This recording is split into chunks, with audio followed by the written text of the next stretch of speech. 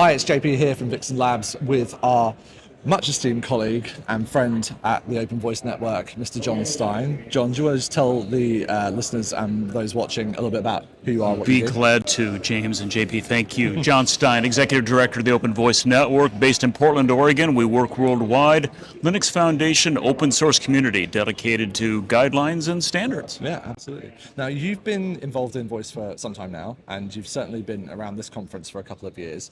Just tell us a little bit about what your reflections are of Voice 2022 versus, say, Voice 2021. What's been the big mark? Transition we're seeing is just one that's reflective of the industry overall. It's moving, it's a maturation, moving from the technology as the magic whiz-bang thing to how do we use the kind of thing that Vixen Labs does all the time, how do we use this technology to create value? Right.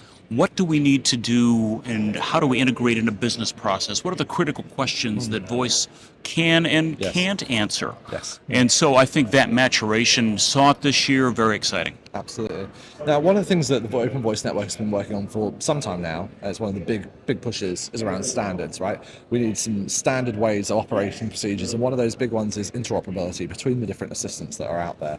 Just about a month ago, we published our first paper on the framework of how voice assistants will both delegate and mediate dialogues. Right. So we have a framework now to work within, and I anticipate within, maybe 15 to 20 days, we will be publishing the first messaging specifications.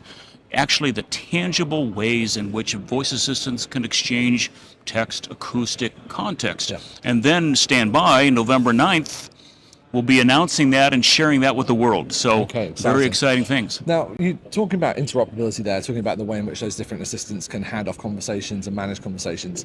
Maybe for those that are just getting started in the world of voice, what is a tangible example? What is the problem there? Why do we need that?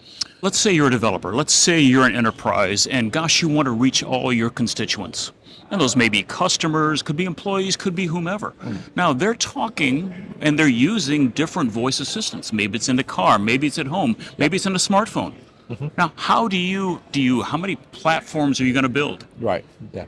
Now it might be interesting for Vixen Labs for them to build 15, but we're not biased. No, but you want to do it once. Right. And you want to have one direct flow of your content into all those different channels, all the different technologies. Yeah. From right there, it's how do I best manage my content? How do I do that to all my constituents? That's the core question. Absolutely, make that work across all of those different places. Absolutely.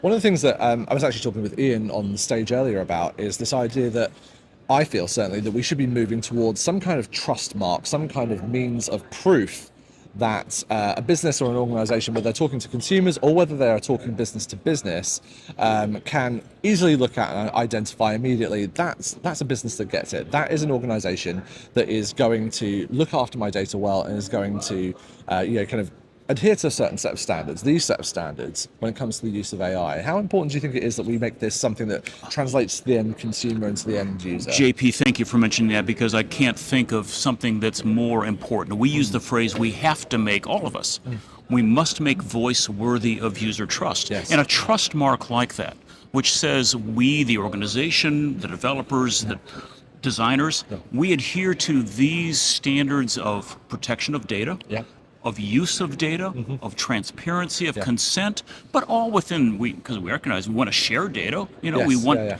businesses want to make money using voice, but we adhere to these standards.